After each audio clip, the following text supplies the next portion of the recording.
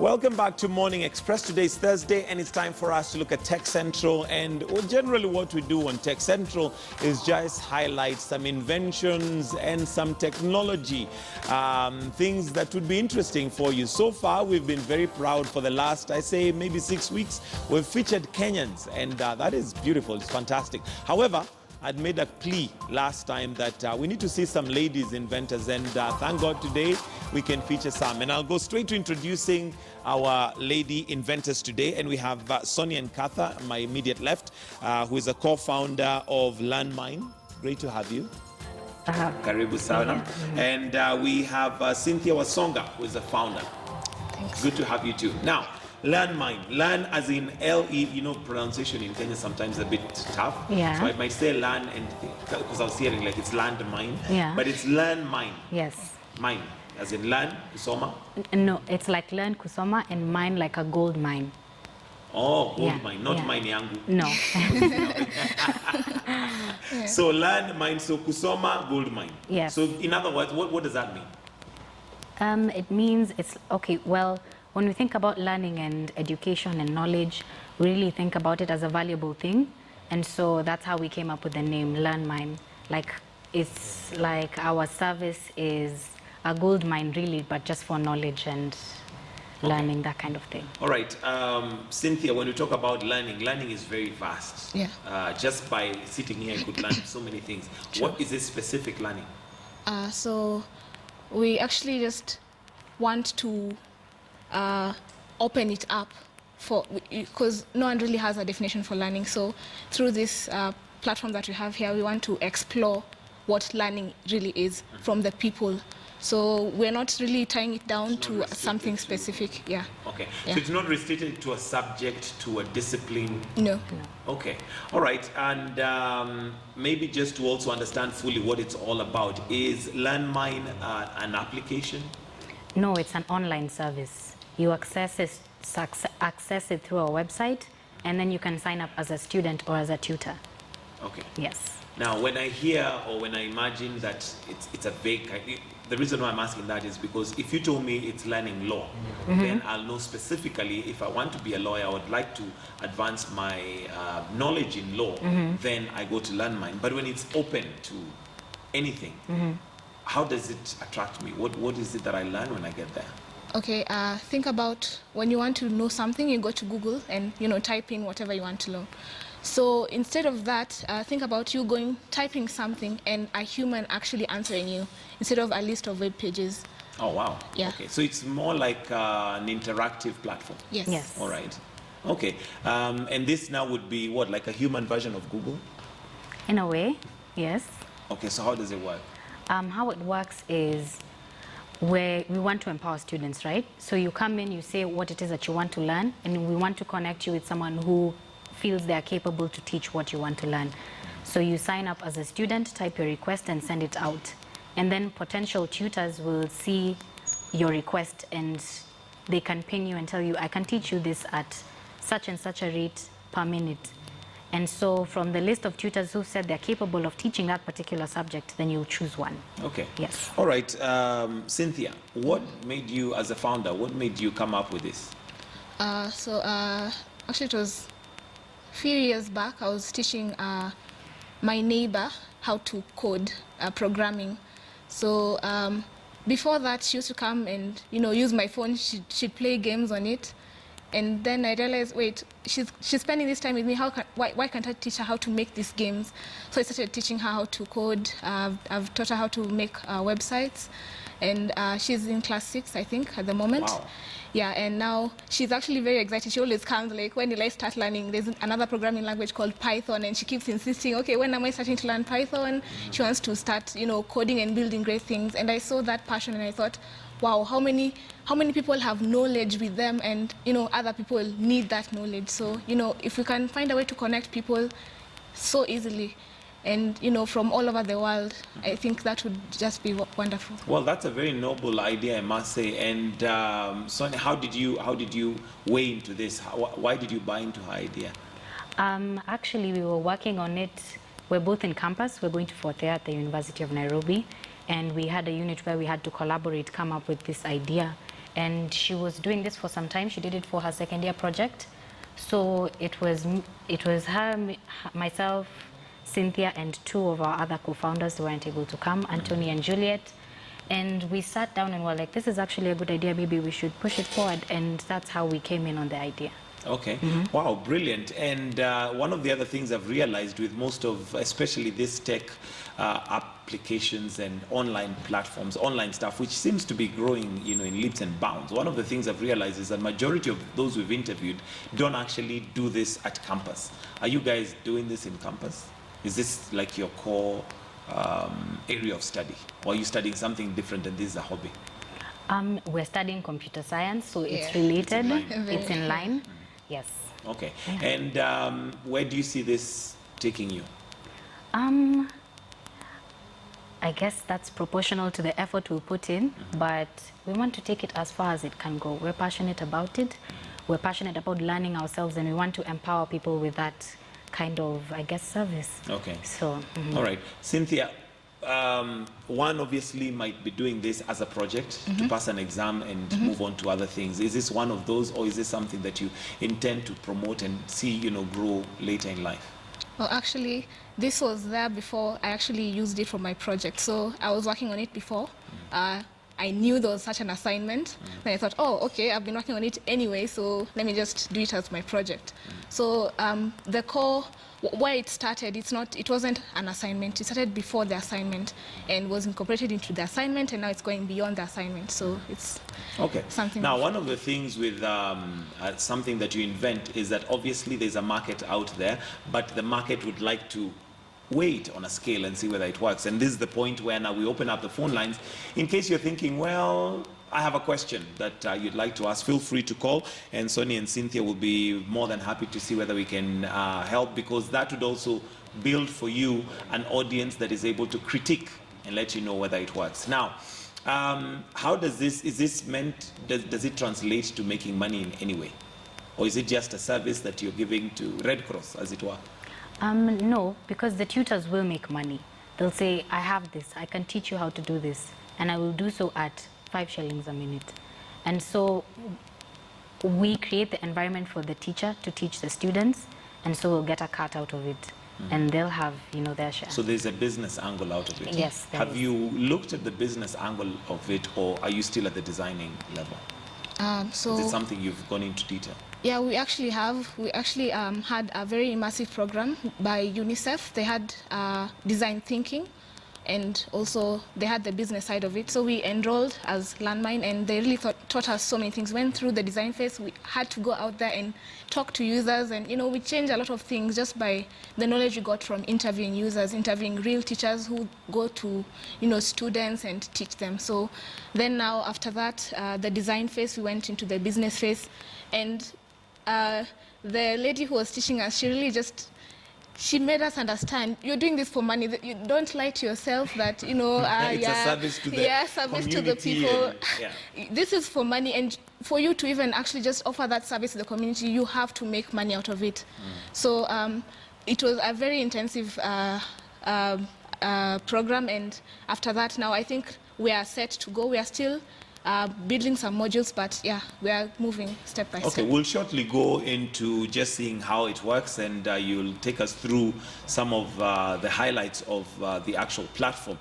But how long does it take to develop something like this? How long does it take from the time it's conceived to the time you're actually realizing and seeing it on a computer and saying, look, we can even now put it out to the market? It's taken quite a bit of time, because you develop something, but you still have to go through iterations of, this is what we have, is this what people want? What do people want to see? What is our vision? And sometimes you make things break, you know, you have to fix them. That's just programming. So it takes a bit of time. So far, we've done it for about 4 to 5 months. 4 to 5 months. We're What are still some of the going. challenges that you've faced so far? Actually, first of all, is sticking to our idea. We had so many ideas, first of all, in place. We had, you know, a list of things we wanted to put into this marvelous app, and we couldn't really decide. We didn't have that focus. So, you know, just learning to let go of that idea that you had, created, and choosing one and following that one path. It's really been a challenge. How did you settle on this one? What was making it above the rest?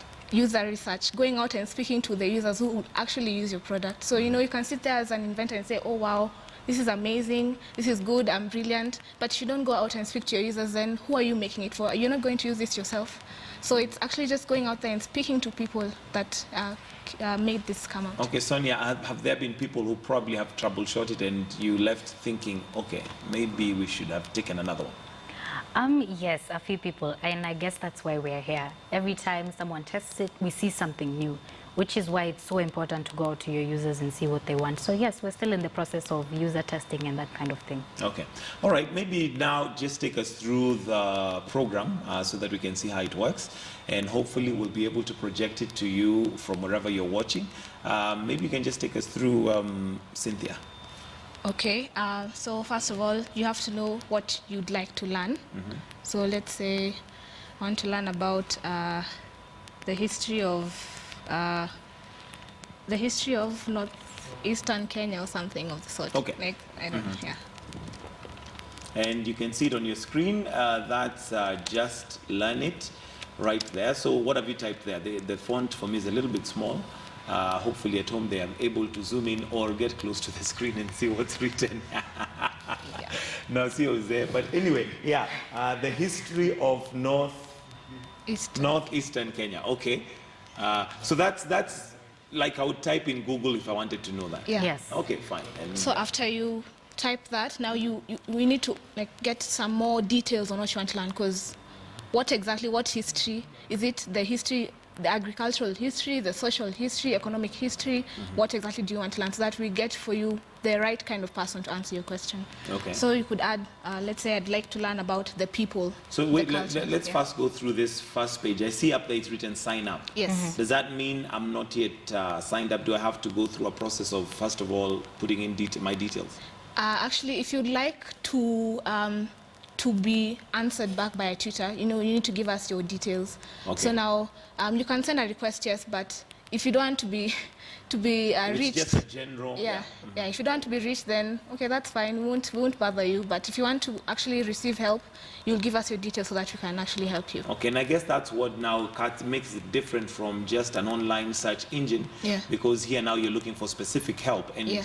you'll get a qualified person to help you in that. Yes. Okay, fine. So we're on the first page. So here we are. We've put I want to know about northeastern Kenya. So for in this case, I'd like to know about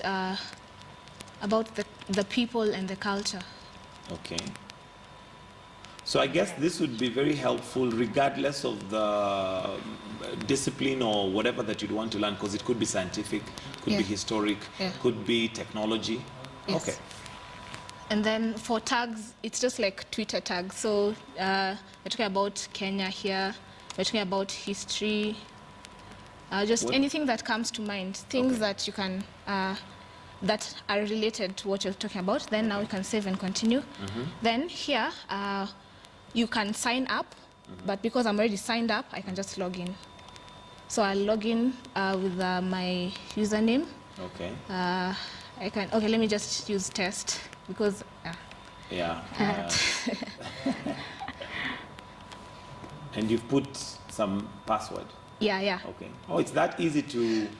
Yeah. Okay. So now once you have this request, so for test I have only this one request because I've just made it now. So I can edit my request if I want, and yeah, so I can edit it from here. Also, let's say if I'm not, I can view other requests Okay. that other people have created. So this is mine here. Then we have this one. Someone asked about cooking, blogging, how to fix a laptop, the nervous system. All these are questions that have come previously. Yes, that have come. So now, so when you're a tutor, if you'd like to teach, you can just say offer to tutor. You can send them a message, or you can share it maybe on your Facebook page, so that to reach out. Maybe if you know someone who can help out. Okay. Yeah. All right. Now, who feeds the information into the site? Who's responsible for the information that comes in? The information that that Like now, uses- when you ask about the history, somebody's going to answer, or at least give what I'd call an authoritative answer. Yes. Who feeds that information? it's the users, and then now we're still building the part about collaborating, the collaborative aspect, because now we want to actually get tutors first, because you just can't take students there and there's no one to teach them. So we are gathering a base of knowledge from people. So we're getting contacts from people who we know are good at certain things. Okay. Then so now, in short, yeah. this has not yet been launched. It's not yet fully operational. No, not fully operational. Yeah. Okay. All right. Now, the other aspect would be, of course, you have genuine questions. Yeah. But you'll also have people who have nothing better to do and probably just waste time and ask very weird questions. I don't want to Yes. ask them now because they could be all sorts. Yeah. How do you filter that? Artificial intelligence. So that's actually the next big thing that we're going to work on. Because it's going to be a lot of data. You can't just employ 100 people to sit there all day looking at requests. So we're going to leverage on artificial intelligence. There are very many useful platforms that are there already to help with that, like Google AI services. So we're just going to plug that in and help us with the sorting out. Okay, and maybe for the benefit of those who may not know, Sonia, what is what do you call it? Artificial intelligence. Yeah. Artificial intelligence is kind of teaching a computer to see things the way a human being would. You'd see this computer and see, okay, this question looks like it makes sense. Suspect. This other one looks a bit nonsensical. So when you teach a machine to do that, then you don't have to employ the 100 people that Cynthia was talking about. The computer can do that for you. But how do you categorize what's sensible and what's not sensible? What may be sensible to me may not be sensible to somebody else. You'd have to create an algorithm. Okay. Yes. Wow, and that I imagine would be a process. Yes. Yes. Okay, so have you done that? We're in the process of doing Yeah. that. Yeah. Okay. And what would those algorithms, what would be the category of those algorithms? Are there some things that possibly would not be entertained on your site? Yes, I guess things to do with, I guess it would check for words that would kind of show that this is kind of a terrorist kind of question or that kind of thing. I guess it would just pick up on words and categorize things. That'll even be easier for us because then you'll be able to reach your tutor. The tutor will know this question is a cooking question. This one is a tech question. This one is, we don't know how to categorize it and we need to look into it a little bit. Okay. Maybe let's put it to the test and I'll give you the questions to ask and see how that works. If we go to the original page or wherever it is that you need to ask the question, and the question that possibly, I don't know now if this would be under the category of nonsensical or not, how to win SportsPesa. No, it will go through. Even if you ask ABCD now, it will go through because we haven't built it Oh, in you yet. haven't put the... Yeah. Okay, let's see, Yeah. what does it tell me when I ask that? How to win SportsPesa. Okay. Although I think there are people who actually can answer you with that. If we have an expert, then we'll have to hear from them. Yeah, I'm sure you'll Rather get than- lots yeah. of help. Okay. Yeah, then you have to add a description, like what exactly, why do you want to win it, or I need the money. you need the money, okay. You need the money. And then tags, money. SportsPesa. Money. Okay, yeah. Save and continue. So you see, there it is. So it sends it. Yeah. Now, what happens at this point? Does it search for a tutor, Yeah, or so do I just have to wait? it searches for a tutor. That's our job, actually. So when the system or us sees such a request, we will either manually look for a tutor for you, or if you have them in our database, we shall just notify them that someone with your area of knowledge has asked a question. Yes. Okay. And given that it's so wide in terms of what people may ask, what Yeah. database do you have of tutors? How are you going to source for tutors? Because again, it would be a lot of work for you to sit down, literally looking for a mathematics teacher, a science teacher, a tech teacher. Yes, the same way you search something on Google, you have to give a good description or ask a very kind of precise question. You'd have to give a good question and give a good description of the question and make use of the tags. Then if the tags are in line with certain tutors, then they will be sent a request like, this person wants to learn this. Are you interested in teaching them? That kind of thing. So that will be dependent on how good your description is. And But still, that's assuming that you already have the database. But Yeah. my question is, at this point in time where you're still forming this, how are you going to create that database of tutors? okay, we are actually, we want to start at our campus at the moment, like test it out. And then after that, now when we actually open it up for other people, then we'll have, you never know who you can find. You know, we can't just say that now, we can't say that we won't have people, or we can't say that we will have people. So it's just actually getting there and, you know, just going. You can't predict what you'll Kind find. of Yeah. swim, you're thrown into the deep end and you Yeah, have to just swim out. you just Yes. have to. Okay, let's talk about support. What sort of support have you had so far in having this done? Well, for one, we are being incubated by the C4D lab, which is it's at the University of Nairobi. We applied for that and we were able to get them to incubate us. So Where that- incubating you means? incubating means like kind of, in a way, nurturing us until we're ready to tell people this is our business, it's ready for use. Yes. Okay. One of the things that excites me about things like this is the fact that you're proactive. You're actually trying to solve a problem out there by providing a solution.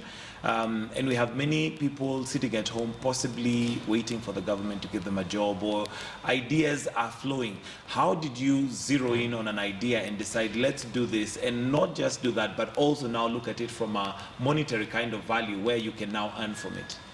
So I think the main thing to look at here is actually educating yourself. You know, you can't just sit somewhere and just hope, oh wow, I can make something and, you know, do something about it. You have to read books, you have to, you know, go through tutorials, you have to be inspired. Look for that inspiration. You don't just sit and watch TV and wait for inspiration to come to you.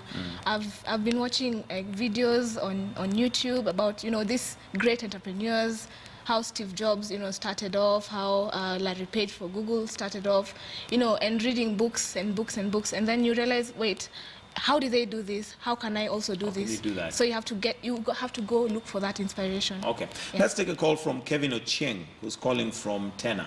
Good morning, Kevin. Good morning. How are you? Very well, thank you. Just have two questions for the ladies. Okay. Yeah, well, one of them is what's your business model? Like you said, what's your business model? Because at the end of the day, you have to make money. So how are they planning to scale so that they reach more people? Okay. Free. There are so many other educational sites such as there is Quora, there is Khan Academy, there is Coursera. So what makes them different? Okay. What makes them different? Yeah. All right, some valid questions there from Kevin Ochieng. And in case you have questions, feel free to call. We'll pose them out to Cynthia and Sonia. So, what's your business model? The first question from Kevin. Okay. When you request, when you make a request, the tutors set their rates like 3 shillings a minute or 5 shillings a minute. Then, when you actually have to load like credit to our platform, and then it will move like airtime. Then now we take 20% of whatever the tutor is earning. Okay. Yeah. Is that credit loaded in terms of Kenya shillings? Is it? Yeah. Okay. Now that's where we are headed, because we have the module for, you know, actually interacting with the tutor. That's what we are building now. Okay. And how do I make the payment? Is it by credit card? M-Pesa. M-Pesa, M-Pesa. credit card. Credit card. Yeah. we are- Mobile money. Yeah, Yes, mobile because I'm money sure for you'd now. use any network that is possible. All right. What makes your site different? According to Kevin, there are many other educational sites. So what is your point of difference? I think you can do that. I can do the skill question. Okay, so I actually went out to the web to look for, you know, like, how can I say this? When you go to Coursera, these are videos, and you know videos are very expensive in terms of bandwidth and data. Right. When you go to Quora, yes, it's just text and it's easy to use, but then when do you get answered? You know, it may take 2 weeks. I've seen questions that were posted Yeah. 2 years ago. You're Still still not waiting. You're still waiting for an answer. And also, you know, there are so many people who are, you know, asking questions. And, you know, if you're doing something for free, you're like, okay, fine, I'll just I'll answer it someday, or you don't put that priority in answering the question. So here we allow you to actually, that Coursera lecturer that you wanted to learn from, you can actually reach them and ask your own questions. I'm sure so many people have asked questions in YouTube and are still waiting for the question to be answered for a tutorial. So we just want to just cut that off. I don't have to read comments on my videos. If you want to ask me a question, just landmine me or something. Okay. Yeah. All right, and let's take a call from Simon Nganga in Westlands. Good morning, Simon. Hi, good morning. Yes, go right ahead. Now, my question is about when it comes to intellectual property, you find a lot of the bit about patenting. Sorry? The bit about patenting. So you find the scope is really huge. So compared to now to a program like maybe like now Ask a Doc, where specifically, if I have a medical problem, I can ask a doc and I can get that feedback like ASAP, right? But now we're here in a situation where they're telling us, now look, you can ask a question and then you'll be answered. And then they have, it will be interpreted, they tell me, log into my system and then you see a variety of experts and then you can choose who you want to ask the question based on my judgment. Okay, Simon, I'm still trying to get what the question is. Simon? Okay, we seem to have lost Simon there, but one of the things he mentioned is intellectual property. Is that something that you've looked into? Yes, we've looked into it and we're in the process of patenting our idea.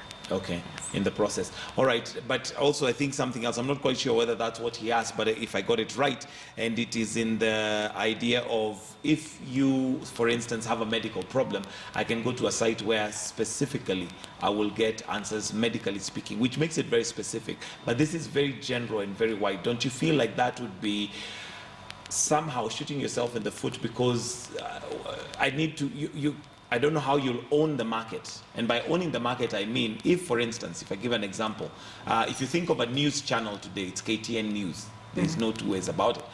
If I think of medicine, maybe I'll think of a certain site. Now, with this one, it's very broad. What we wanted, our idea right from the beginning was that we want to inspire tutors. I mean, you're a news anchor, but I'd like to think that there's something you still feel you are adequate, you can teach this. We want to inspire people to teach something, and it doesn't have to be your profession. It could be cooking. You're really good at cooking, and anyone can ask you a question in cooking. So we didn't want to limit ourselves because we also really want to inspire people. Okay. Yeah. All right. There's also the question of earning, and you mentioned that if I want to learn something, I'll have a tutor, and the tutor will charge me a certain amount of money, whatever we shall agree. Then there comes the question, what if on your string of answers, I'm able to come in without paying the tutor as a third party and read through and get my answer? Now that's our work. That will not happen.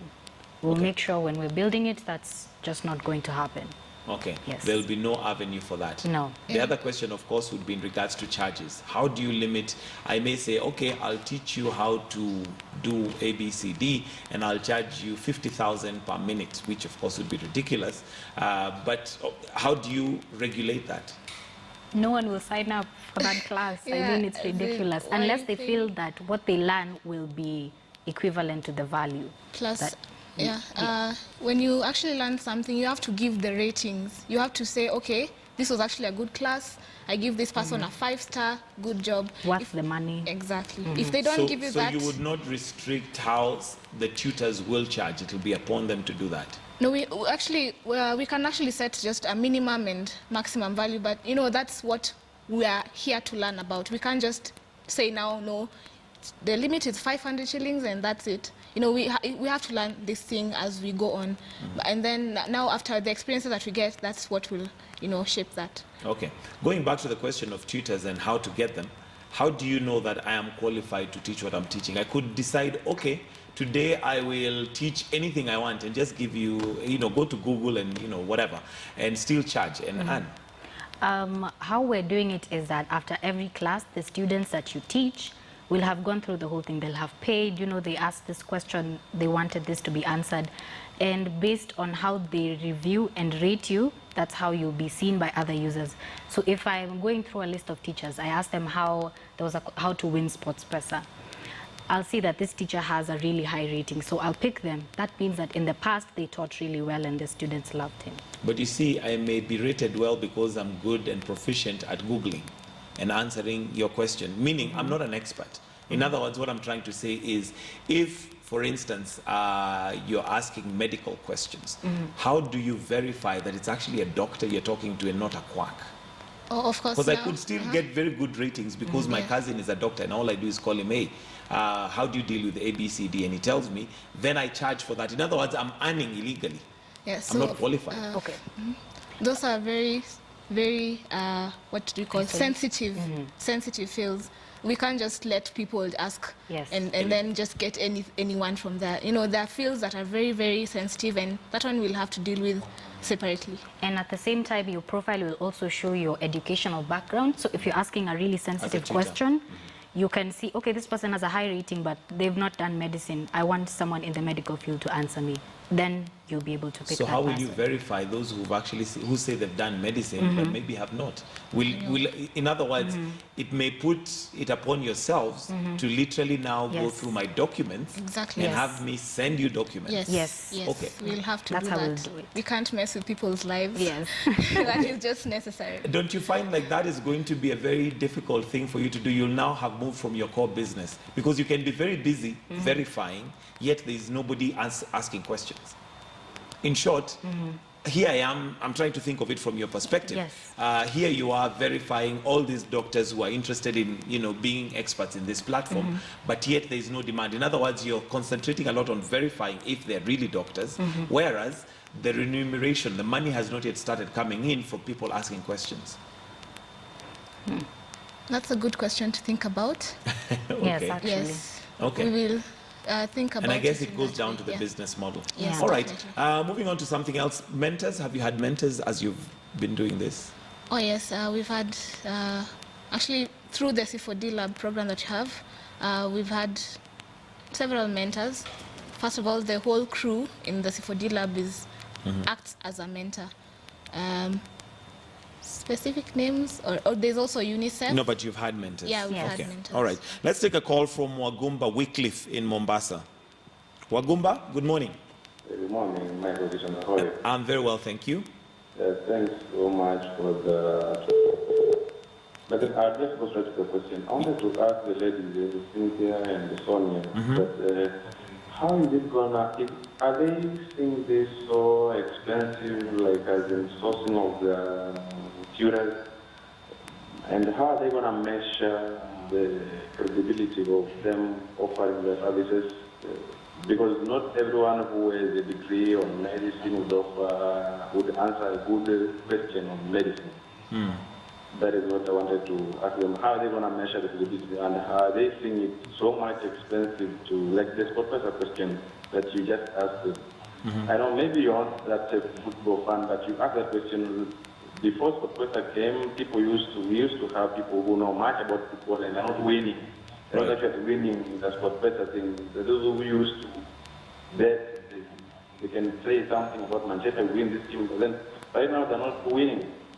So I just want to answer me, how are they going to measure the credibility of their tutors, and are they seeing it much expensive on hiring every tutor on every field? Because there will be lots of questions people will be asking. Thank you so much. All right. Thank you very much, Wagumba Wycliffe from Mombasa. We're not hiring anybody. I think we'd like people to come out of their free will and say that they want to answer these questions. And they'll answer questions and build a profile, and I guess that's what's going to be their credibility on the service, yeah. Okay. Maybe as we wind up because of time, Cynthia, your closing comments and what you'd like generally the public to know about your platform.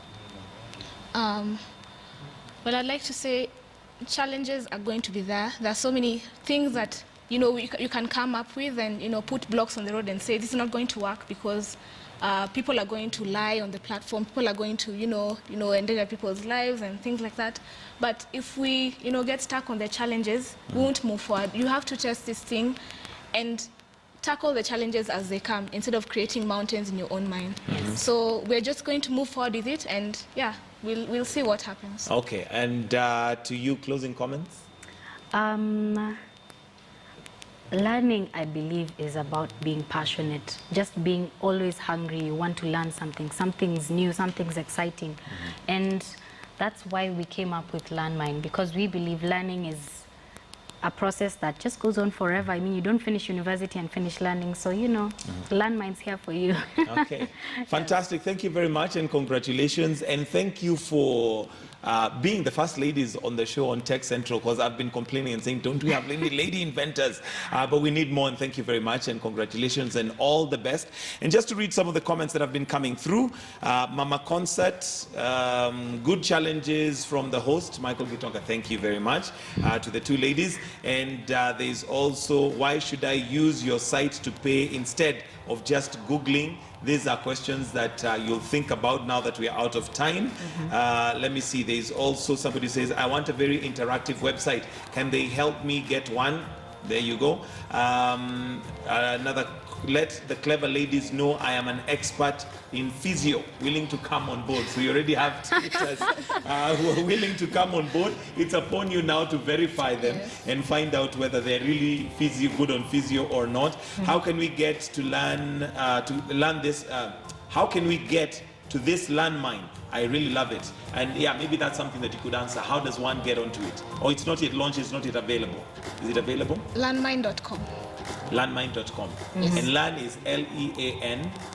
Learn. LearnMine.com. As one word? Yes. Okay.